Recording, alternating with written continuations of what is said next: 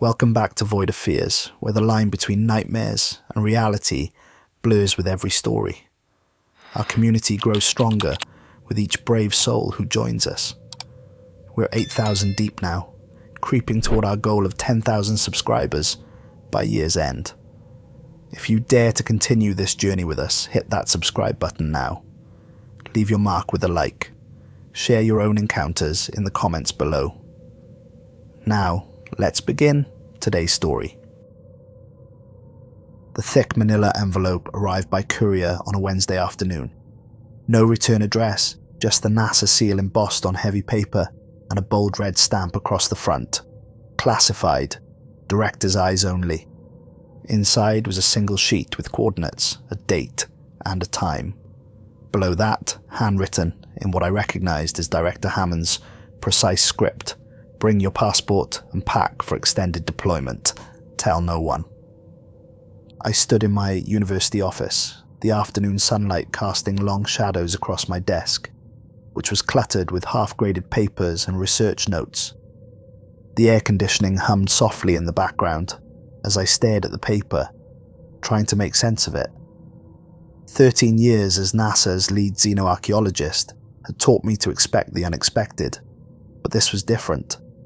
Throughout my career, I'd analysed anomalous artifacts, debunked alien conspiracies, and occasionally, very occasionally, found something that defied conventional explanation. My work had taken me from ancient Sumerian sites to meteorite impact craters in Siberia, always searching for that elusive proof that we weren't alone, but never had I received such a cryptic summons from Hammond himself. I locked the envelope in my personal safe, cancelled my classes for the foreseeable future, citing a family emergency, and packed my well-worn field kit. Whatever Hammond had found, it was significant enough to pull me away from my teaching duties at the height of the semester.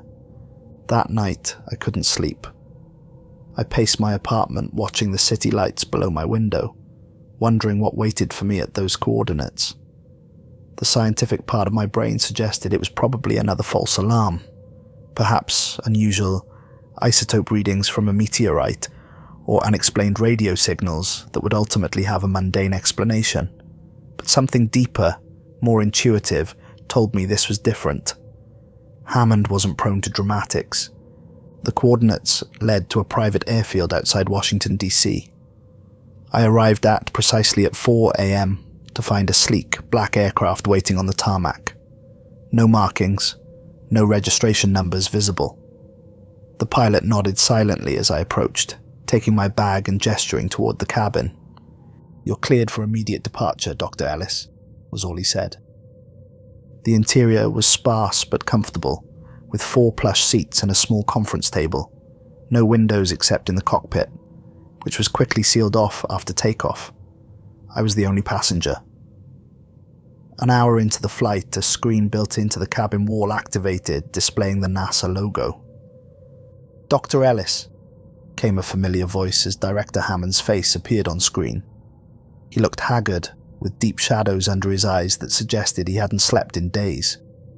"I apologize for the secrecy, but what we've discovered necessitates extreme caution." "What exactly have you discovered, John?" I asked, using his first name, a privilege of our long professional relationship. Hammond's expression tightened, something that changes everything we thought we knew about our place in the universe. The connection seemed to falter for a moment. "I can't discuss details over this channel, secure as it is. You'll be briefed fully upon arrival." "Where exactly am I going?" "A facility that doesn't officially exist," he replied cryptically. "James, I need to know that you're prepared for this. What we've found, it challenges everything we've understood about our history, our future." I straightened in my seat. "I've spent my career preparing for this, John." "I hope that's true," he said softly, then, more formally, "We'll speak again when you arrive." The screen went dark. 6 hours later, we touched down at a facility I'd never visited before. A sprawling complex hidden in the New Mexico desert. The landing strip appeared from nowhere, a ribbon of black cutting through red earth and scrub brush. As we descended, I caught glimpses of camouflaged buildings and what looked like radar installations before they disappeared behind artificial hills designed to blend with the natural landscape. Armed guards escorted me through a series of security checkpoints, each more rigorous than the last. My credentials were verified, retinal scans performed, and finally a blood sample taken. "Is all this really necessary?" I asked the technician who drew my blood. "Director's orders," she replied without emotion. "No exceptions." I was led deeper underground with each checkpoint, descending in a series of elevators that required different security clearances. The final elevator opened into a stark white corridor that stretched in both directions, unmarked, except for alphanumeric codes stenciled at intervals. "This way, Dr. Ellis," said my escort, a stern-faced woman in a plain black suit who hadn't offered her name. She led me to a conference room deep underground. The space was dominated by a large oval table surrounded by 12 chairs. Only 5 were occupied. I recognized NASA Administrator Wilson, her silver hair pulled back in a severe bun, Chief of Astronomy Dr. Hall nervously adjusting his bow tie, and Director of Planetary Science Dr. Lee, who gave me a curt nod. The other 2 faces were unfamiliar but had the unmistakable bearing of military personnel, one wearing Air Force insignia, the other in civilian clothes but with a military haircut and posture that screamed intelligence services. Director Hammond entered moments after I was seated. At 62, he normally projected calm authority, but today his eyes were rimmed with red, his tie slightly askew. He nodded to me before sealing the door behind him. "Thank you for coming on such short notice, Dr. Ellis," he said formally, though we'd known each other for over a decade. "What we're about to discuss doesn't leave this room." The lights dimmed automatically, and a high-definition image appeared on the wall screen. It showed Jupiter's moon Europa, a pale-white orb streaked with reddish-brown lines like cracks in porcelain. I'd studied Europa numerous times. Its subsurface ocean made it one of our prime candidates for extraterrestrial life. 3 weeks ago, our new thermal mapping satellite detected an anomaly beneath Europa's ice shell. Hammond clicked to the next image. It showed a heat map of a section of Europa's surface with a distinct pattern glowing beneath the ice. At first, we thought it was a glitch in the imaging system. The next slide made me sit forward. It showed clear geometric patterns, a cluster of structures arranged in concentric circles, connected by what appeared to be tunnels. "This is approximately 12 kilometers beneath the surface ice," Hammond continued, "far deeper than our previous scans could penetrate." "This can't be natural," I whispered, studying the perfectly regular arrangement. "No," agreed Hammond, "it can't." "The structures show evidence of advanced engineering," said the woman in Air Force uniform. "Materials that can withstand the crushing pressure and extreme cold. Our analysts estimate technology at least several centuries beyond our current capabilities." "And that's not all." Hammond clicked to another image. This one showed what appeared to be a power signature. "Something down there is still active." My mind raced through possibilities. Could this be evidence of a long-dead civilization, an automated outpost, or something still occupied? "How old?" I finally asked, the question that would determine whether we were looking at a recent installation or something truly ancient. "Based on ice accumulation patterns and the integration of the structures into Europa's geological layers." Hammond looked at me directly. "At least 300 years old, possibly much older." The room fell silent as I processed this information. An alien outpost on Europa, 3 centuries old at minimum, still showing signs of activity. "We're mounting a mission," Hammond finally said. "Operation Deep Ice, and you're leading the scientific team." "When?" I asked, my mind already cataloguing the equipment we'd need, the expertise required. Hammond's answer shocked me. You launch in 4 days.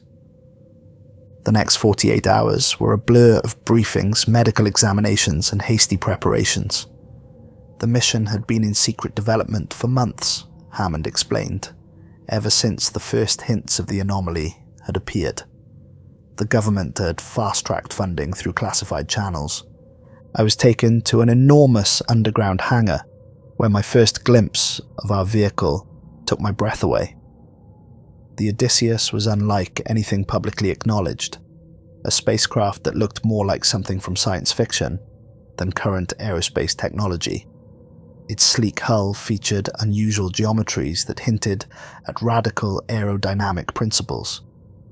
The chief engineer, Dr. Samantha Lloyd, walked me around the craft, explaining its revolutionary features. Built with technology that seemed decades ahead of our current capabilities, it incorporated propulsion systems that would get us to Jupiter in weeks rather than years. How long has this been in development? I asked her during our tour. She glanced around before leaning closer. Let's just say certain advances came our way that accelerated the timeline. What kind of advances? I pressed. Dr. Lloyd's eyes darted to a security camera in the corner. The kind that aren't in textbooks yet, she murmured. Some of the materials used in the shielding and propulsion systems, they have properties we're still trying to understand. Are you telling me we've reverse-engineered alien technology? She straightened up, suddenly professional again. I'm telling you that the Adysius represents the absolute cutting edge of human ingenuity, Dr. Ellis. Leave it at that. The spacecraft's interior was even more impressive, compact but ingeniously designed, with systems that responded to voice commands and interfaces that seemed to anticipate the user's intentions. The living quarters were minimal but comfortable, with private sleeping compartments built into the walls and a central common area that could be reconfigured for different purposes. 6 crew members for a mission of this magnitude seems light, I observed during a briefing. The smaller the crew, the fewer resources required, explained Hammond, and the Adysius is largely automated. You'll have all the expertise you need. The crew selection further emphasized the mission's importance. Dr. Eliza Reynolds, the world's foremost expert on extremophile organisms, joined us from her research station in Antarctica, brought in with similar secrecy. She was a small woman, with intense eyes that missed nothing, and a brusque manner that suggested she preferred microbes to people. Commander Jason Takeda arrived next, a veteran of 3 previous deep space missions, with a reputation for unflappable calm in crisis situations. His handshake was firm, his assessment of each crew member careful and thorough. Dr. Miguel Vega, pioneer in advanced communications and signal processing, joined us from MIT. His theories on non-verbal communication protocols had revolutionized how we thought about potential alien contact. Quiet and thoughtful, he spent most of the preparation time running simulations on his specialized equipment. Dr. Irene Kovalev, specialist in radiation protection and environmental systems, had worked on the International Space Station and lunar habitats. Her practical experience with maintaining life support in hostile environments would be crucial on Europa. Lieutenant Commander David Park, our pilot, had experience testing experimental spacecraft, including, I suspected, early prototypes of the technology used in the Adysius. His easy confidence with the spacecraft's controls belied the complexity of the systems he was managing. And finally, Dr. Thomas Wright, psychologist specializing in isolated environment dynamics, with experience supporting Antarctic researchers and deep-sea missions. His role would be monitoring our mental health during the journey and potential contact scenario. The morning before launch, Hammond took me aside. We stood at a window overlooking the massive hangar, where final preparations on the Adysius were underway. "There's something else you should know, James," he said quietly. "This isn't our first encounter." I turned to look at him. "What do you mean?" In 1947, it wasn't a weather balloon that crashed in Roswell. I stared at him, unsure if this was some kind of test. You're saying Roswell was real? An actual alien crash? The official report is still classified beyond top secret, but yes, what we recovered wasn't of human origin. And you've known this how long? I was briefed when I became director. Very few people know the full truth. Before I could process this, he continued. What we found there, it led us here. The Europa structures match certain architectural elements from the Roswell craft. My mind reeled with implications. I'd always been skeptical of UFO conspiracies, dismissing them as wishful thinking or misidentified conventional phenomena. Now, the director of NASA was confirming one of the most infamous. The technology we recovered has been the basis for much of our advanced aerospace development over the last 7 decades, Hammond explained. But we never found anything biological until now. You think whatever's on Europa is connected to the Roswell craft? I think it's too similar to be coincidence. The patterns, the materials. There's a connection.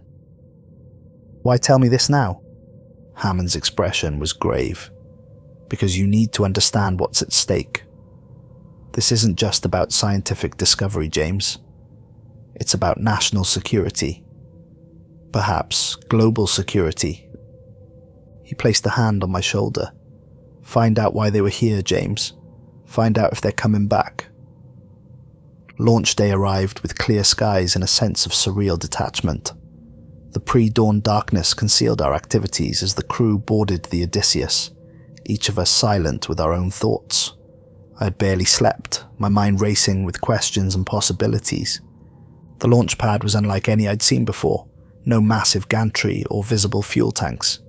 The Adysius sat directly on a simple platform, its hull gleaming dully in the floodlights.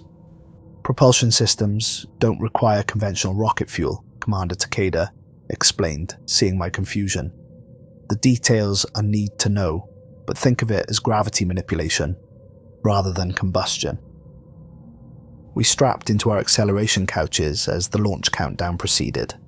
There was none of the roar and vibration I'd expected from watching shuttle launches. Instead, a high-pitched hum built around us, and I felt a strange sensation, as if my body was suddenly weightless while simultaneously being pressed downward. The Adysius lifted off from the classified location in the Nevada desert, accelerating with a force that pressed us deep into our cushioned seats. The sensation was unsettling, not the crushing G-forces of a conventional rocket, but something more subtle and yet more profound, as if space itself was being warped around us. Propulsion systems nominal, Lieutenant Commander Park announced, as we broke through the atmosphere, preparing for primary engine ignition. There was a moment of weightlessness, then a deep vibration as the main engines fired. Through the viewports, I watched Earth recede at an impossible rate. Stars smeared into streaks outside the viewports as we accelerated to speeds previously thought impossible for human spacecraft. We've achieved superluminal transition, Park announced, his voice betraying a hint of awe despite his professional demeanor. Current velocity exceeds conventional measurement parameters. In English?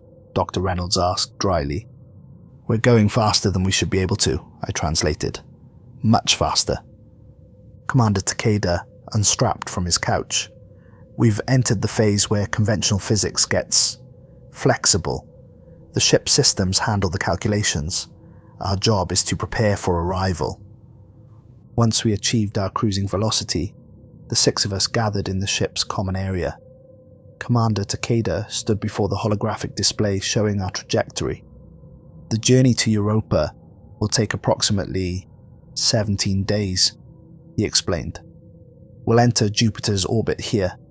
He pointed to a blinking indicator, and then make our approach to Europa. We'll establish orbit and conduct detailed scans before attempting landing. What do we know about the landing site? Dr. Vega asked. There's a relatively smooth area, approximately 3 kilometers from the center of the anomaly, I replied, bringing up the surface maps. The ice appears stable, with fewer stress fractures than surrounding regions. Radiation levels, Dr. Kovalev inquired. High, but manageable with our shielding. We'll need to limit EVA duration to 4 hours maximum per person.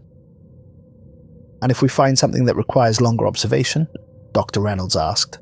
Then we rotate team members, Commander Takeda said firmly. No exceptions on radiation exposure limits. After the briefing, we settled into our shipboard routines.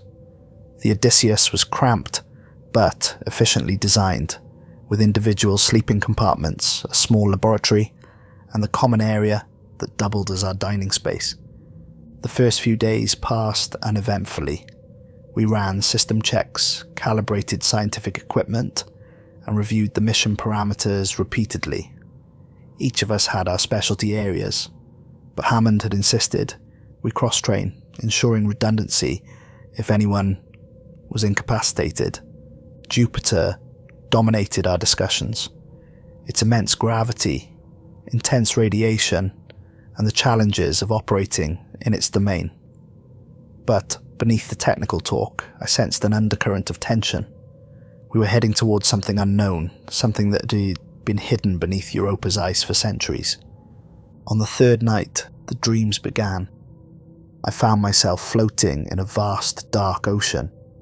Above me, ice filtered weak light from a distant sun. Around me, massive shapes moved with deliberate purpose. They communicated in pulses of colour that somehow conveyed meaning directly into my mind. We wait. The sleepers must not wake. I woke gasping, my body drenched in cold sweat. For a moment I couldn't remember where I was. Then the gentle hum of the Adysius's systems brought me back to reality. Shaken, I made my way to the common area for coffee, surprised to find Dr. Wright already there, staring intently at his tablet.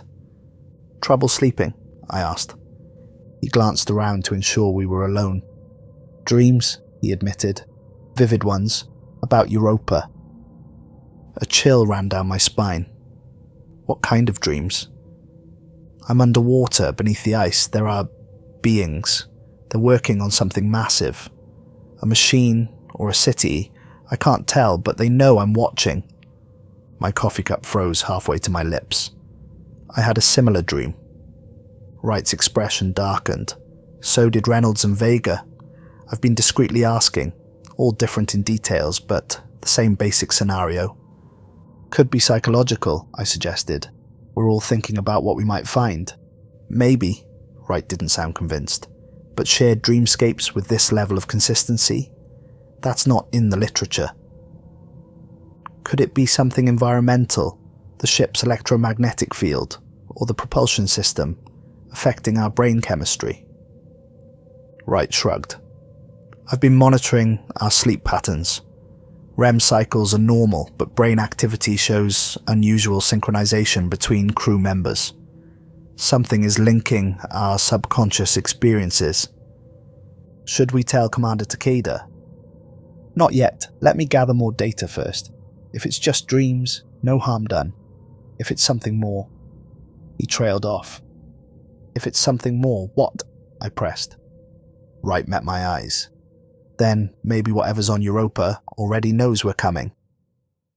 Over the next week, the dreams intensified. Each night I saw more details of the underwater civilization.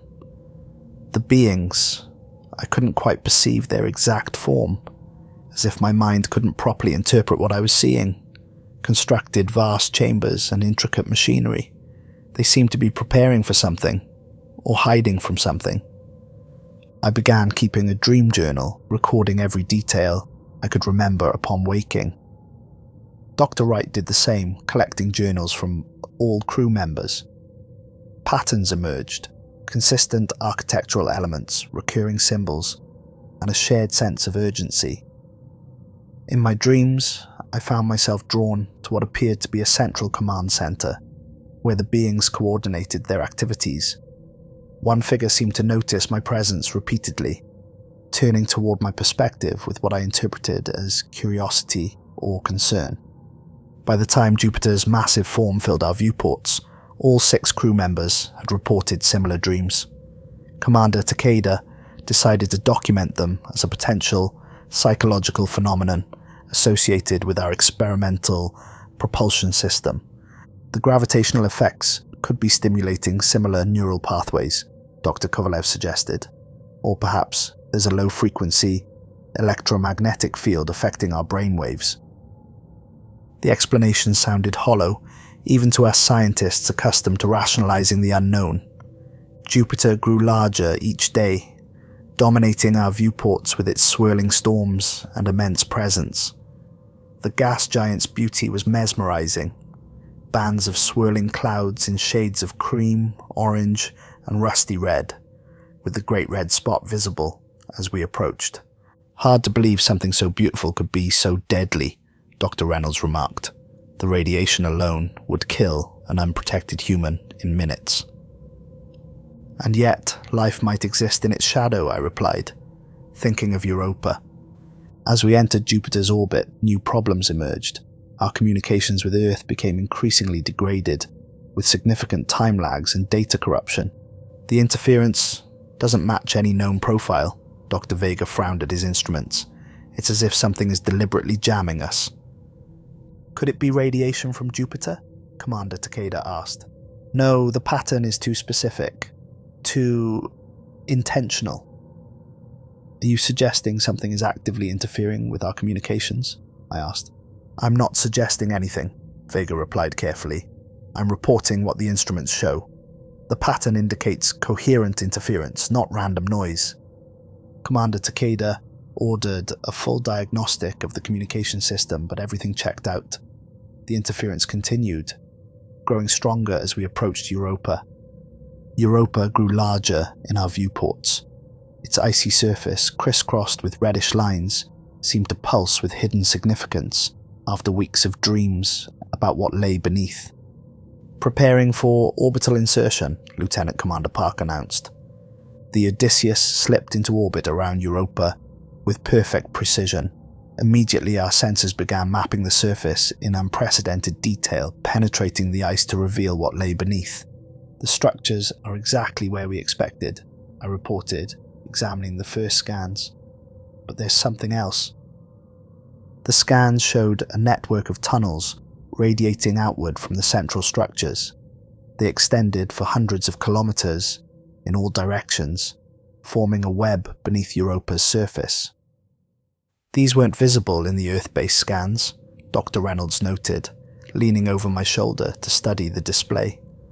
More concerning, I pointed to several spots on the display. These tunnels lead directly to the surface. There are access points. The implications were clear but unsettling. The structures weren't entirely buried by natural ice formation over time. Something, or someone, had maintained connections to the surface. Commander Takeda studied the data with a deepening frown. Change of plans. We'll land near one of these access points rather than drilling through the ice. It will save time and resources. No one mentioned the obvious. Something had created those tunnels. Something that moved between the deep structures and the surface. We spent the next 48 hours in extensive preparation. The landing module was checked and rechecked. Our EVA suits, specially designed for Europa's hostile environment, were tested rigorously. Equipment was calibrated, emergency protocols reviewed, and contingency plans established. The night before our descent, I had the most vivid dream yet. I was inside one of the structures, watching as the beings prepared for some kind of hibernation. They entered crystalline pods, their bodies changing state, somehow as the pods sealed around them. The last being to enter turned toward me again, and for the first time I felt direct communication. The danger comes. We sleep until it passes. Remember. I woke with a gasp, the word remember echoing in my mind. I reported the dream to Dr. Wright, who had collected similar accounts from other crew members. They all mention hibernation, or stasis, he confirmed, and several report direct communication attempts. What does it mean? I asked. I don't know, Wright admitted. But if these are more than dreams, if there's some form of contact, then whatever's down there knows we're here. and is trying to prepare us for what we'll find. The landing team was set. Commander Takeda, Dr. Reynolds, Dr. Vega, Dr. Kovalev, and myself. Lieutenant Commander Park would remain with the Adysius, maintaining our orbit and communication relay. Dr. Wright would monitor our physiological and psychological responses from the ship. As we boarded the landing module, I felt a strange mix of anticipation and dread. We were about to make contact with a non-human intelligence, the moment humanity had speculated about for centuries. Yet my dreams left me uneasy, suggesting that what waited below was not a simple first contact scenario, but something far more complex and potentially dangerous. Final systems check complete, Park reported from the Adysius bridge. Landing module separation in 30 seconds. Commander Takeda addressed us one last time before separation. Remember your training. We proceed with caution at all times. Our primary objective is observation and data collection, not interaction. If we encounter any signs of active intelligence, we maintain distance until we can establish communication protocols. The landing module detached from the Adysius with a soft shudder. Through the viewports, we watched the mothership grow smaller as we descended towards Europa's surface. Initiating descent trajectory, Commander Takeda announced, his hands moving confidently over the controls. Estimated landing time 17 minutes. Europa's surface grew closer, the icy plains becoming more detailed. Vast networks of cracks and ridges formed intricate patterns across the glacial expanse, like the veins on a marble slab. The reddish-brown discoloration that was visible from orbit resolved into mineral deposits trapped in the ice. Iron compounds, Dr. Kovalev suggested. Our landing module touched down on Europa's surface with a gentle shudder. Through the viewports, we saw an endless plain of ice, stretching to the horizon, bathed in the dim light of the distant sun, and the reflected glow of Jupiter hanging enormous in the black sky. External temperature negative 170 Celsius, Commander Takeda reported, reading from the instrument panel. Surface is stable, gravity approximately 13% of Earth normal. Atmospheric pressure, Dr. Kovalev asked. Virtually none, trace gases only, mostly oxygen from ice sublimation. We all stared out at the alien landscape, momentarily silent with the weight of what we were experiencing. We were the first humans to set foot on Europa, and potentially the first to make contact with an extraterrestrial civilization. Begin preparations for initial EVA, Commander Takeda ordered, breaking the spell. Dr. Ellis, Dr. Reynolds, you'll make the first excursion to locate the tunnel entrance. Suiting up in our specialized thermal and radiation protection gear took nearly an hour. The suits were marvels of engineering, with multiple redundant systems and advanced mobility joints that would allow us to work effectively in Europa's low gravity. Remember, these suits are your lifeline, Dr. Kovalev reminded us as she helped check my seals. The radiation levels out there would be lethal within hours without protection. Keep an eye on your dosimeter. And stay in visual contact at all times, Commander Takeda added. The ice can be deceptive. What looks like solid ground might be a thin crust over a void. Dr. Reynolds and I stepped through the airlock and onto another world. The sensation was indescribable, like walking on a frozen ocean under an alien sky.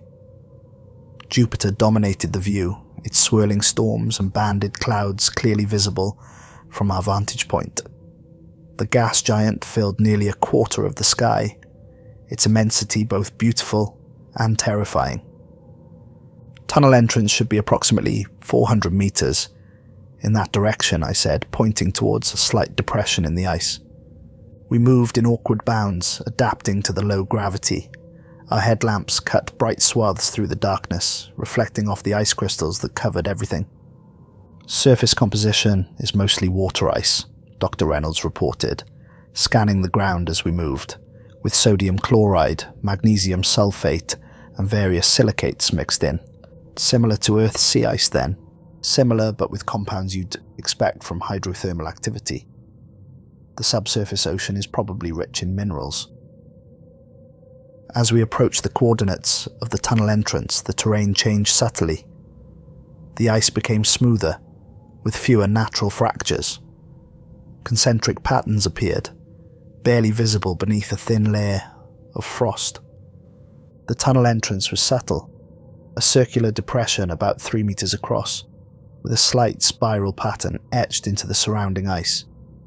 It might have been overlooked as a natural formation if we hadn't known exactly what to look for. "This is it," I confirmed, kneeling to examine the edges. "These marks aren't natural erosion patterns. Something cut through the ice." "Recently?" Dr. Reynolds asked, her voice tense over the comlink. I ran a gloved hand along the grooves. "Hard to tell. The extreme cold preserves surface features for incredibly long periods. The spiral pattern matches elements from your dream journals." Dr. Wright's voice came through our comms from the Adysius. "You think there's a connection?" I asked. "I think it's an extraordinary coincidence if there isn't." We transmitted detailed scans of the entrance back to the landing module and the Adysius. The data confirmed what we suspected. The tunnel had been deliberately constructed, with precise geometries that suggested advanced engineering. "Can you see any mechanism for opening it?" Commander Takeda asked. "Nothing obvious," I replied. "The surface appears seamless." As if in response to my words, the ice beneath our feet began to vibrate slightly. The spiral pattern in the ice illuminated with a faint blue glow, and the center of the depression began to sink downward, creating a spiraling ramp that descended into darkness. "It's opening," Dr. Reynolds whispered. "How did—" "Get back to the module," Commander Takeda ordered. "Both of you now." "But—" "That's an order, Dr. Ellis. We need to regroup and approach this together." Reluctantly, we returned to the landing module, our suit cameras continuing to record as the ice opening expanded behind us. "It responded to our presence," Dr. Vega said when we briefed the others, "or to our scans. Either way, it's active technology." 300 years old and it still works? Lieutenant Commander Park's voice was skeptical over the comlink from the Adysius. "We're making assumptions about its age based on ice formation," I pointed out. "The technology itself could be much newer, or much older. Or maintained," Dr. Reynolds added, "if there's still something alive down there." We reported our findings to the Adysius and returned to prepare for a full-team exploration of the tunnel. Within hours, all 5 of us from the landing module stood at the entrance, equipped with climbing gear, scientific instruments and weapons, the latter at the insistence of NASA security protocols. The spiral ramp had fully deployed, creating a smooth descent path into the ice. Our lights revealed tunnel walls of perfectly smooth ice, with occasional embedded objects that glinted metallically. "The tunnel descends at approximately 15 degrees, I noted, shining my light into the opening. "The walls appear to be deliberately smoothed." "Atmosphere?" Commander Takeda asked. Dr. Kovalev checked her instruments. "Trace amounts of oxygen and nitrogen. Not breathable, but not vacuum either. Temperature increases slightly as we descend." "Stay connected," Commander Takeda ordered. "Standard climbing formation. Dr. Ellis leads. I'll bring up the rear." The descent was surreal. The tunnel spiraled gently downward, its walls perfectly smooth with occasional bands of different colored ice, capturing bubbles from various eras in Europa's history. We moved slowly, setting anchors and safety lines, despite the low gravity, making falls less dangerous. "The ice is layered like geological strata," Dr. Reynolds observed, examining a particularly clear section. "We could potentially date different sections." "Look there," Dr. Vega pointed to a dark object embedded in the ice wall. "That's not natural." We gathered around what appeared to be a technological device frozen in the ice. About the size of a dinner plate, it had a complex array of components visible beneath a transparent covering. "Careful," Commander Takeda warns. "No direct contact with unknown objects." After descending approximately 2 kilometers, the tunnel widened into a small chamber. Here, the ice walls contained embedded objects, metallic components and what appeared to be preserved biological material. "My God," Dr. Reynolds whispered, examining what looked like a tool partially melded with the ice wall. "This is technology. Advanced technology." The object resembled a curved knife or scalpel, but with an iridescent blade that seemed to shift colors as our lights played across it. Dr. Reynolds carefully collected a sample, using a specialized tool that would maintain the extreme cold temperature to prevent degradation. "The composition is unlike any alloy we've catalogued," she reported, examining her readings. "It contains elements similar to our periodic table, but in configurations that should be unstable." "Could it be an entirely different form of matter?" Dr. Kovalev suggested. "Possibly. Or engineering at a quantum level we haven't achieved yet." Further down the tunnel, we encountered more artifacts. Strange devices embedded in the walls pulsed with faint light when we approached. "They're reacting to our presence," Dr. Vega observed. "Some kind of proximity sensors." "Are they still active after 300 years? Commander Takeda asked incredulously. "If they were designed by a civilization capable of interstellar travel, yes," I replied. "We have no idea what their power sources might be capable of." Dr. Kovalev approached one of the devices, her instruments extended. "I'm detecting a low-level electromagnetic field. It's..." She jerked suddenly, her body going rigid before collapsing to the icy floor. "Irene!" Commander Takeda rushed to her side, checking her vital signs. "She's alive, but unconscious." Dr. Wright helped him remove her helmet. Her face was pale, her eyes moving rapidly beneath closed lids, as if in deep REM sleep. "We need to get her back to the ship," Dr. Wright insisted over the comm. "We can't move her until we know what happened," I countered. "Whatever affected her could be triggered by motion." "Her neural activity is off the charts," Dr. Wright reported, monitoring her suit's medical telemetry. "Similar to the patterns we've been seeing during the shared dreams, but much more intense." As we debated, Dr. Kovalev's eyes snapped open. They were unnaturally dilated, the pupils consuming almost the entire iris. "They're waking," she whispered in a voice that sounded nothing like her own. "The sleepers stir." Then she blinked, her eyes returning to normal, and she looked around in confusion. "What happened?" "You tell us," Commander Takeda said grimly. "You touched that device and collapsed." Dr. Kovalev shook her head. "I don't remember touching anything. I was scanning it, and then... nothing." She struggled to sit up. "I had a vision. I saw them, the builders of this place. They're still here, underneath us." "What did they look like?" I asked urgently. Dr. Kovalev frowned, struggling to articulate what she'd seen. "Not human. Not humanoid. They had multiple limbs, I think, and their bodies seemed to shift and change. It was like trying to look at something your eyes can't quite focus on." "That's consistent with the dream imagery," Dr. Wright noted over the comm. "Did they communicate with you?" asked Dr. Vega.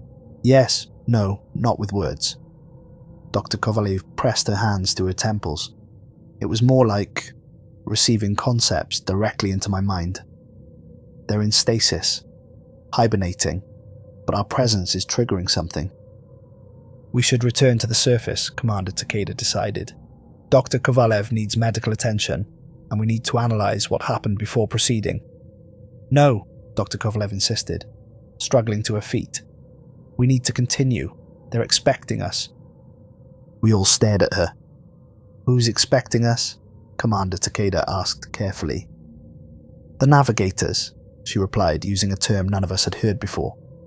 Then she blinked and looked confused. I don't know why I called them that." Despite her protests that she felt fine, we decided to proceed with extreme caution. No one would touch any of the alien devices directly. We continued our descent with renewed alertness, documenting everything with our cameras and sensors. The tunnel continued to spiral downward. growing warmer and slightly wider as we descended. The embedded technology became more frequent and more complex. Some devices appeared to be monitoring stations, others might have been communication relays or defense systems. "We're passing through different strata of history," Dr. Reynolds observed. "The technology is evolving as we go deeper, becoming more sophisticated." "Or we're seeing different functions," suggested Dr. Vega. "Perhaps the outer layers are defensive or monitoring systems, while the inner layers serve other purposes." After what seemed like hours but was only 90 minutes according to our suit timers, we reached what appeared to be a junction chamber. The main tunnel continued downward, but 3 additional passages branched off horizontally. "Which way?" asked Commander Takeda. Dr. Kovalev pointed without hesitation to the central continuing passage. "Down. The center is down." "How do you know that?" I asked her. She blinked slowly. I'm not sure. It just feels right." Commander Takeda studied her for a long moment, then nodded. "We continue down, but we stay together. No one goes more than 2 meters from the group." The central tunnel descended more steeply now. The walls changed from ice to a strange composite material, still partly translucent but clearly artificial. Embedded lighting activated as we passed, illuminating our way with a soft blue glow. "The atmosphere is changing," reported Dr. Reynolds, checking her instruments. "Oxygen levels rising, temperature approaching 0 Celsius. "Still not breathable," warned Commander Takeda. "Keep helmets sealed." 3 hours into our descent, we reached a massive door. It stood at least 15 meters high and 10 meters wide, made of a material that resembled brushed steel, but with an underlying iridescence. Intricate patterns covered its surface, not quite writing, not quite artwork, but something in between that seemed to shift when viewed from different angles. "This is it," I breathed, my heart pounding. "The entrance to the colony." There was no visible handle or control panel. Dr. Vega scanned the door with various instruments, looking for any electromagnetic or thermal signature that might indicate a mechanism. "There's a pattern to the energy readings," he reported, almost like a... Before he could finish, a seam appeared down the center of the door. With perfect silence, the massive portal split and began to slide open. No one had touched it. Nothing had changed in our approach or instruments. The door had simply decided to open. Beyond lay darkness and a blast of warmer air that condensed immediately into fog as it met the cold atmosphere of the tunnel. "Hold position," Commander Takeda ordered. "Ellis, Vega, initial assessment." Dr. Vega and I directed our lights into the opening. They revealed a vast chamber stretching beyond our beam's reach. The floor appeared to be a different material than the ice, something like polished stone or metal. Structures rose in the distance, their forms suggesting function without revealing their purpose. "Temperature rising," Dr. Reynolds noted, "approaching 0 Celsius." "Atmosphere?" I asked. "Still not breathable, but oxygen content is higher. Nitrogen, carbon dioxide, and trace elements I can't identify." "Radiation?" asked Commander Takeda. "Minimal," Dr. Kovalev replied, sounding surprised. "Almost Earth-normal background levels. Whatever this place is, it's shielded." We stepped through the doorway together, our lights sweeping across the alien landscape within. The chamber was enormous, at least a kilometer across, with a high ceiling lost in shadows above. The structures I'd glimpsed revealed themselves as buildings of an utterly foreign design. They favored curved surfaces and spiral forms, with no sharp angles or straight lines. "It's a city," Lieutenant Commander Park whispered over the comm from the Adysius, watching through our suit cameras. "Not just a city," I replied, my scientific training barely containing my awe. "A colony, a self-contained habitat beneath the ice." As we stood there, soft lighting began to activate throughout the chamber, starting near us and spreading outward in a wave. The effect was breathtaking, like watching a star field emerge from darkness. The light was gentle but sufficient to reveal the full scale of what surrounded us. "It's responding to our presence," Dr. Vega observed. "The whole system is waking up." We moved forward cautiously, our footsteps echoing in the vast space. The buildings appeared to be arranged in concentric circles around a central plaza. Some structures showed damage, collapsed sections or fractures in their surfaces, suggesting great age or some past catastrophe. "Look at the ground," Dr. Reynolds directed her light downward. The floor was inscribed with flowing patterns that radiated outward from the center of the chamber. They pulsed with faint bioluminescence, growing brighter as we approached. "They're responding to us," Dr. Wright observed over the comm, "to our movement or presence." "Or our body heat," suggested Dr. Vega. "Remember, this environment has been in deep freeze for centuries." "I'm getting energy readings from throughout the complex," reported Dr. Kovalev. "Systems are powering up all around us." "Any danger?" asked Commander Takeda. "Not that I can detect. The energy signatures are contained and controlled." We reached what appeared to be a dwelling. Its entrance was a spiral opening, leading to interior chambers. Inside we found artifacts, objects whose purposes we could only guess at. Some resembled furniture, contoured to support bodies very different from human form. Others might have been tools or decorative items, or something we had no frame of reference for. "We need to document everything," I instructed, setting up our imaging equipment. 3D scans of all structures and artifacts. For the next several hours, we explored the immediate vicinity, mapping buildings and collecting data. The architecture was consistent throughout. Organic curves and spirals, materials that seemed to blend metal, stone, and biological elements. Nothing was rectangular or cubic. Even the interior spaces flowed one into another in ways that human architects rarely considered. "It's like they thought in 3 dimensions naturally," Dr. Reynolds observed, "not constrained by right angles or linear thinking." "Or they had different physical capabilities," suggested Dr. Vega. "These spaces would accommodate bodies that could move in ways ours can't." As we worked, Dr. Reynolds made a startling discovery in what might have been a laboratory space. Contained in transparent cylinders were preserved biological specimens, tissues and organs suspended in a clear fluid that remained liquid despite the cold. "These are the inhabitants," she said, examining the specimens through the clear material. "Or parts of them at least." The preserved tissues revealed beings with biology entirely unlike Earth life. They appeared to have cellular structures that incorporated both organic and inorganic elements, almost like living technology. "These cells have multiple nuclei," Dr. Reynolds reported, peering through a portable microscope she'd set up, "and what appears to be metallic structures integrated into the cytoplasm. They're not just carbon-based, they're hybrid organisms." "Could they be artificial?" asked Commander Takeda. "Synthetic beings rather than evolved ones?" "Possibly," she admitted, "or so heavily modified that the distinction becomes meaningless. But these structures," she pointed to filament-like organelles within the cells, "they're designed for energy transfer far more efficient than anything in Earth biology. These beings could process and utilize energy in ways we can barely comprehend."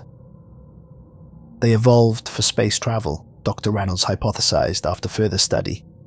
"These cellular structures could withstand radiation, temperature extremes, even vacuum exposure for limited periods." "Natural evolution or engineering?" I asked.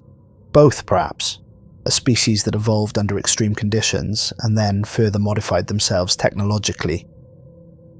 In another building, we discovered what appeared to be historical records. The walls were covered with intricate raised patterns that changed when touched, cycling through different configurations. "Some kind of tactile language," Dr. Vega suggested, "or data storage medium." Dr. Wright spent hours documenting the patterns, developing a rudimentary understanding of their organization. Their narrative in structure, he eventually reported, sequential with repeating elements that might be markers for time periods or locations. "Can you decode any content?" Commander Takeda asked. "Not with certainty, but there are recurring motifs. This pattern here," he pointed to a spiraling sequence, "appears in conjunction with images that might depict stellar navigation. And this one," he indicated another, "consistently appears with what look like scenes of conflict or flight." "They were running," I said, the realization dawning. This colony wasn't an outpost of exploration. It was a refuge. Further exploration confirmed this hypothesis. We found what appeared to be defensive systems built into the colony's structure, energy weapons aimed outward, shield generators, and surveillance systems designed to monitor space around Europa. "They were hiding," Commander Takeda concluded. "But from what?" Dr. Kovalev shuddered. "In my vision, I sensed fear. Not just concern or caution, but existential terror. Whatever drove them here, it was something they believed could destroy them completely." We continued our exploration, moving deeper into the colony. The central plaza called to us, its concentric patterns drawing our attention like a target. As we approached, the lighting grew brighter, and subtle vibrations passed through the floor beneath our feet. In the central plaza, we discovered the most significant find of all. A massive chamber containing thousands of pod-like structures arranged in concentric circles. Each pod was approximately 3 meters long and appeared to be made of the same iridescent material as the door. "Stasis chambers," I breathed, examining the control interfaces on the nearest pod. "They're preservation units." "Are they occupied?" Commander Takeda asked tensely. Dr. Reynolds scanned several pods with our most sensitive instruments. "Yes," she confirmed. "There are biological entities inside, in some kind of suspended animation." 300 years, Lieutenant Commander Park whispered over the comm. "Waiting for what?" As if in answer, lights began to illuminate throughout the chamber. Systems long dormant hummed to life around us. Status indicators on the pods shifted from dormant blue to active green, spreading in a wave across the chamber. "Nobody move," Commander Takeda ordered. "What triggered this?" Dr. Vega studied his instruments. "Our presence, our technology, maybe even our DNA. Something about us has activated an automated protocol." A new sound filled the chamber. A low, rhythmic pulse that seemed to vibrate through the floor and into our bodies. One pod, larger than the others, and positioned at the exact center of the chamber, began to glow more intensely. "It's opening," Dr. Reynolds said, her voice barely a whisper. We watched, transfixed, as the pod's surface became translucent, revealing a figure within. The being was approximately 2 meters tall, with a body structure that defied easy description. It had multiple limbs arranged radially around a central trunk. Its skin, if it could be called skin, resembled polished mother of pearl, with shifting iridescent patterns flowing beneath the surface. Where a head might be on a human, this being had a cluster of sensory organs arranged in a crown-like formation. No eyes, as we would recognize them, but structures that might serve similar functions. With fluid grace, the being emerged from the pod. It stood before us, seemingly evaluating our party with senses we could barely comprehend. Then, it raised one limb, and the air between us shimmered. Colors and patterns appeared in the space separating us, a three-dimensional light display that shifted and changed with mesmerizing complexity. "It's trying to communicate," Dr. Vega said, adjusting his instruments to record the display. Dr. Wright studied the patterns intently. "There's structure here, recurring elements similar to the records we found." The patterns shifted again, forming shapes that almost resembled human language, before dissolving back into abstract forms. "It's searching for common ground," I suggested, trying different communication methods to see what we respond to. I stepped forward, ignoring Commander Takeda's warning gesture. Something about the patterns seemed familiar, resonating with the dreams that had haunted me during our journey. Acting on instinct, I retrieved a portable light projector from my pack. I programmed it to emit simple geometric patterns, universal mathematical concepts that any advanced species might recognize. The alien being observed my light display, then adjusted its own. The patterns simplified, finding common ground between our different perceptual systems. "Basic mathematics," Dr. Vega whispered. "The universal language." I projected a sequence representing the first 6 prime numbers. The being responded with the next 4 in the sequence, confirming understanding. "Try simple physical constants," suggested Dr. Reynolds. "The fine structure constant, or the ratio of electron to proton mass." I programmed these values and the being's light display flickered in what might have been recognition. Then it produced its own complex sequence. "It's showing us a star map," Dr. Vega realized, comparing the pattern to astronomical databases. "That's our solar system, and this," he pointed to a distant cluster, "might be their point of origin." Over the next several hours, we established rudimentary communication. Dr. Wright led the effort, developing a visual language that bridged the gulf between our species. The breakthroughs came in stages, each revelation more staggering than the last. The beings called themselves the Navigators. They had arrived in our solar system approximately 300 Earth years ago, fleeing from something they called the Harvesters, entities that consumed entire civilizations. They established colonies on several moons in our solar system, Dr. Wright translated. Europa was their primary settlement because of its ocean and ice shield, which hid them from detection. "What about Earth?" I asked. "Did they visit our planet?" The Navigator's light display shifted to show a familiar blue sphere. "Yes," Wright confirmed. "They observed Earth extensively. They interfered." "Interfered how?" Commander Takeda demanded. The next series of images showed human history from the Industrial Revolution forward, but with subtle interventions. The Navigators had guided human technological development, accelerating our progress in specific directions. "They were preparing us," Wright translated, his voice hollow with shock, "preparing humanity to help them fight the Harvesters." "Why didn't they contact us directly?" Dr. Reynolds asked. The answer chilled me to the bone. The Navigators believed direct contact would alert the Harvesters to their location.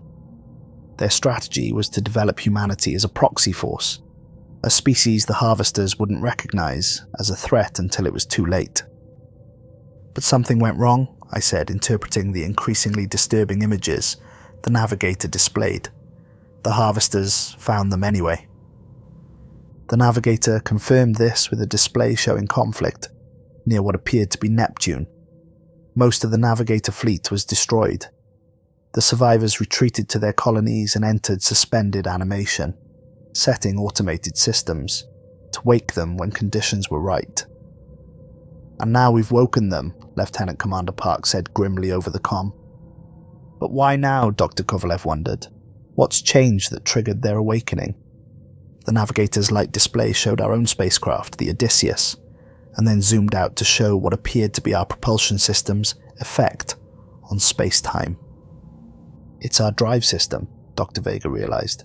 "The technology we've been using, it must be derived from their designs. The signature it leaves in space-time is recognizable to them." "The Roswell connection," I murmured. Hammond was right. The worst revelation came last. In a chamber beneath the central plaza, the Navigator led us to a massive device. It resembled a telescope but far more complex, with components that seemed to phase in and out of our reality. "A quantum entanglement communicator," Dr. Vega breathed, studying the technology with awe. "It can transmit information instantaneously across any distance." "What has it been transmitting?" Commander Takeda asked. The Navigator's light display showed Earth, our cities, our technology, our military capabilities, For 3 centuries, automated systems had been collecting data on human civilization and transmitting it to navigator outposts throughout the galaxy. They were using us as bait, I realized with growing horror, drawing the harvesters to Earth while they hid. The Navigator didn't deny this. Its display showed the final piece of the puzzle. A massive entity approaching our solar system. Something vast and ancient and hungry. "How long?" Commander Takeda demanded. The Navigator's answer was precise. 17 Earth years. The harvester would reach our system in 17 years. "We need to destroy this transmitter," Lieutenant Commander Park said immediately over the comm. "Stop the signal, and maybe the harvester will change course." Some of the crew agreed, but others argued for preserving the Navigator colony and technology. "Their technology is centuries beyond ours," Dr. Vega insisted. "With their help, we might be able to defend against the harvester." "Or they might sacrifice us to save themselves," Commander Takeda countered. "They've done it before." The Navigator seemed to understand our debate. Its light display shifted to show Earth under attack, cities destroyed, oceans boiling, then shifted again to show navigators and humans fighting side by side against the harvester.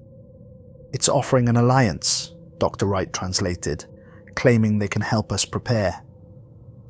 "Can we trust them?" Commander Takeda asked me directly. "Your assessment, Dr. Ellis." I studied the Navigator, trying to read intention in an alien form I barely comprehended. "They're desperate," I finally said, "and desperation makes for unreliable allies. But their technology could be our only hope against whatever's coming." The argument split our team. Dr. Vega, Dr. Reynolds, and Dr. Wright advocated for alliance with the Navigators. Commander Takeda, Lieutenant Commander Park, and I favoured disabling the transmitter and returning to Earth with our findings. "Earth governments should make this decision," Commander Takeda insisted, "not 5 scientists on an ice moon." As we argued, more pods began to open throughout the chamber. Dozens of navigators emerged, communicating in brilliant flashes of light and colour. "They're accelerating their awakening protocol," Dr. Wright warned. "Whatever we decide, we need to decide quickly." The first navigator, the one we'd communicated with, approached me directly. Its light display focused to a narrow beam between us, excluding the others. The images it showed me were personal, intimate. My dreams during the journey, but from the navigator's perspective, it had been reaching out to me, preparing me. It showed me the harvester consuming world after world, leaving nothing but dead husks behind. Then it showed Earth, first as it was now, then in ruins. The final image was a split path. On one branch, Earth fell alone. On the other, navigators and humans stood together against the threat. Commander Takeda made the call. "We destroy the transmitter, then retreat to the Adysius. Earth deserves the chance to decide its own fate." We moved toward the transmitter with determination, but the navigators anticipated our intent. The chamber doors sealed around us and defense systems activated. Beams of energy lanced between us, not targeting our bodies, but our equipment. Our weapons and communication devices sparked and failed. "Run!" Commander Takeda ordered. "Back to the surface." We fled through the alien city, pursued by navigators and automated defense systems. Dr. Vega was hit by an energy pulse that left him paralyzed. Dr. Reynolds refused to leave him, staying behind as the rest of us escaped. "Go!" she shouted. "Tell Earth what's coming!" The journey back through the tunnels was a desperate sprint. Behind us, we could hear the colony fully awakening. Systems powering up, dormant machinery roaring to life. The ice itself seemed to tremble with the energy being unleashed below. "They're following," Dr. Kovalev reported, checking sensors built into her suit. "Multiple entities ascending the tunnels behind us." "How far to the surface?" panted Commander Takeda. "At our current pace, 20 minutes, I replied. "But the tunnel system is changing. New passages are opening." "They're trying to herd us," Commander Takeda realized. "Direct us away from the landing module." We pushed harder, racing through the twisting passages. Twice we had to backtrack when passages sealed in front of us. The navigators were manipulating the ice itself, reshaping their domain to trap us. Lieutenant Commander Park, Commander Takeda called over the increasingly static-filled comlink. "Do you read me?" "Barely," came the response. "Your signal is breaking up. Prepare the Adysius for immediate departure. The mission is compromised. Repeat, the mission is compromised." We reached the surface to find our landing module partially disassembled. Automated navigator systems had begun to repurpose its components. "Can we repair it?" I asked Lieutenant Commander Park over the comm. He surveyed the damage through our suit cameras. "Some of it. Enough to get you back to the Adysius, maybe. But you'll need time." "I'll hold them off," Commander Takeda decided, positioning himself at the tunnel entrance with the one weapon that still functioned, a mining laser meant for ice sampling. Dr. Wright and I worked with Dr. Kovalev to rebuild essential systems. The work was frantic, complicated by Europa's harsh conditions and our dwindling oxygen supplies. From the tunnel came flashes of light and the sound of energy discharges.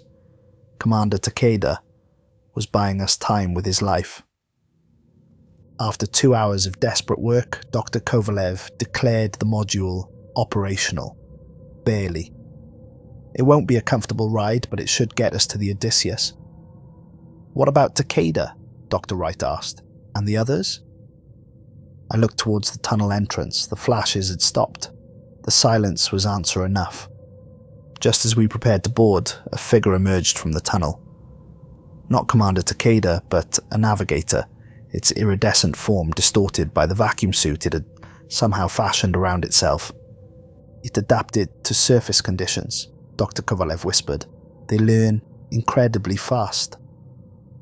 The navigator approached slowly, its light display visible even through the improvised suit. The patterns were simple, direct, an offer of peace, a plea for understanding. "We can't trust it," Dr. Wright insisted. "Remember what they did to Vega." "They're desperate," I replied, "and we may need their knowledge." The navigator extended one limb, offering what appeared to be a small device, a crystal-like object that pulsed with inner light. "Don't touch it," warned Dr. Kovalev. But I was already reaching for it. Something in the navigator's manner, something in the dreams we'd shared during our journey, told me this was important.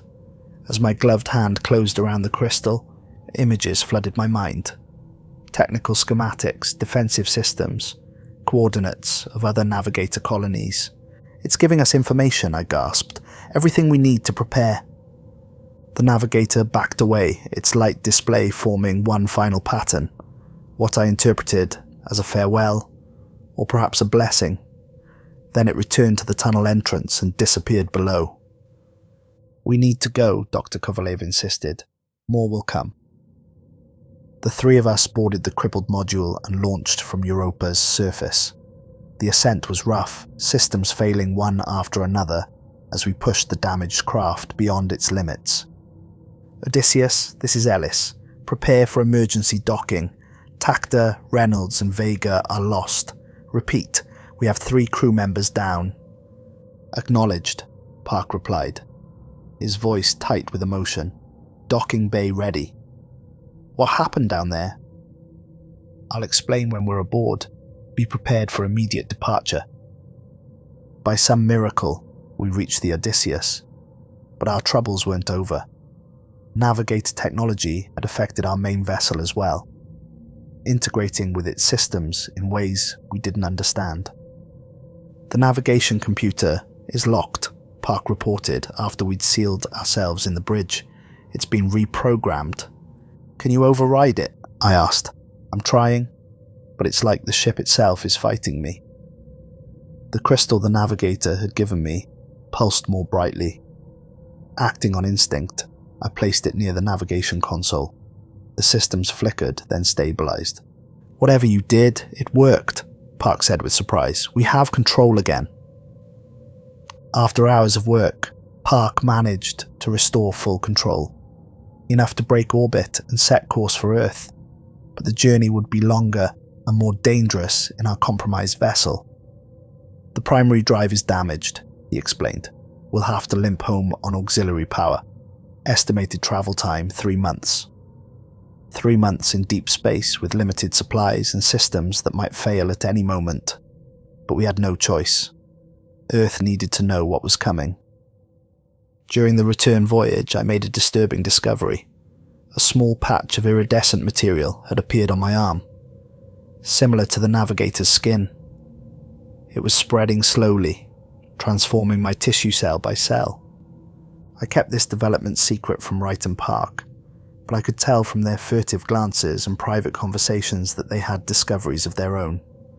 The dreams returned, more vivid than before. I saw the Harvester clearly now, a vast cosmic entity that consumed the energy of entire civilizations. I saw Earth in flames, humanity fighting a hopeless battle against technology they couldn't comprehend, and I saw the Navigators watching from safety, collecting data on yet another species' extinction. But I also saw possibilities, glimpses of technology, and strategies that might help us survive. The crystal continued to pulse, transferring information directly to my changing mind. One night, I caught Dr. Wright studying his own arm, where a similar iridescent patch was spreading. "You too?" I asked quietly. He nodded grimly. "I think we all are. Whatever the Navigators are, we're becoming more like them. Is it changing how you think?" "Yes," he admitted. "I'm remembering things I never learned. Technical specifications, star maps, languages I've never studied. Do you think it's deliberate? A backup plan if their colony was discovered? More likely a symbiotic process. Their biology is adapted for space travel and survival in extreme environments. Useful traits if we're facing an interstellar predator." By the time we approached Earth orbit, all 4 of us had changed significantly. The Navigator biotechnology had infiltrated our bodies, forming a symbiotic relationship with our human cells. With it came knowledge, fragments of Navigator history and science uploaded directly into our minds. Our communication systems were dead. We couldn't warn Earth about what was coming. Our re-entry was rough, the Adysius breaking apart in the atmosphere. The command module crashed in the Arizona desert, miles from the nearest settlement. We survived, protected by our partially transformed bodies. As we stood in the smoking ruins of our vessel looking up at the familiar stars of Earth's night sky, we shared a moment of silent understanding. "They'll be coming for us," Park said quietly. "NASA, the military. They'll want to know what we found." "And what will we tell them?" Wright asked. I touched the iridescent patch on my arm, now covering most of my upper body.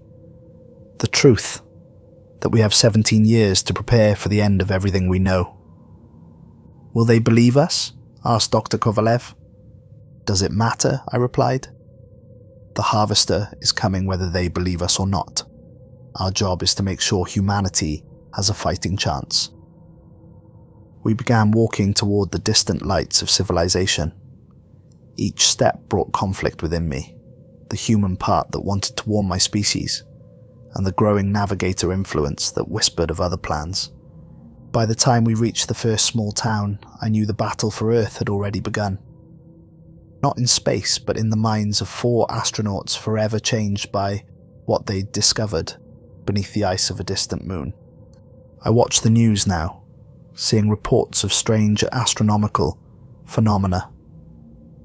Unusual radio signals, unexplained technological breakthroughs, signs that others have returned from secret missions, carrying their own Navigator passengers. NASA denies everything, of course. All records of Operation Deep Ice have vanished. The Adysius never existed. Dr. Reynolds, Dr. Vega, and Commander Takeda are listed as having died in training accidents years ago. But I know the truth. I've seen what waits beyond our solar system, approaching with patient, implacable hunger. I've glimpsed the plans the Navigators have for humanity, not as allies but as weapons and shields. The crystal from Europa sits on my desk as I write this, pulsing softly in the darkness. Through it, I sometimes receive fragments of communication from the colony we left behind. They're preparing too, building weapons and defenses deep beneath Europa's ice. Sometimes I wonder if we made the right choice. Could we have trusted the Navigators? Or did we escape a more insidious form of harvesting? The slow replacement of humanity with hybrid beings. The changes in my body continue to accelerate. My skin now glows faintly in darkness. I can perceive wavelengths of light invisible to normal human eyes. I need less sleep, less food. Knowledge continues to unfold in my mind. Technical schematics for weapons and shields that might protect Earth from what's coming. Dr. Wright calls me weakly. His transformation is even more advanced than mine. Dr. Kovalev has disappeared entirely, perhaps taken by government agencies, perhaps gone into hiding. Lieutenant Commander Park died 3 months after our return, his body rejecting the Navigator biotechnology in a painful process that no human medicine could address. Sometimes at night, I look up at Jupiter's faint glow in the night sky and think of Europa, of the ancient colony stirring to life beneath its ice, of the choices made by beings who crossed the stars only to bring destruction in their wake. The Navigator within me grows stronger each day. Soon I may lose this battle for my own mind. So I leave this record, this warning, to anyone who might find it. Look to the stars, but fear what looks back. They found us 300 years ago, and the harvest is coming.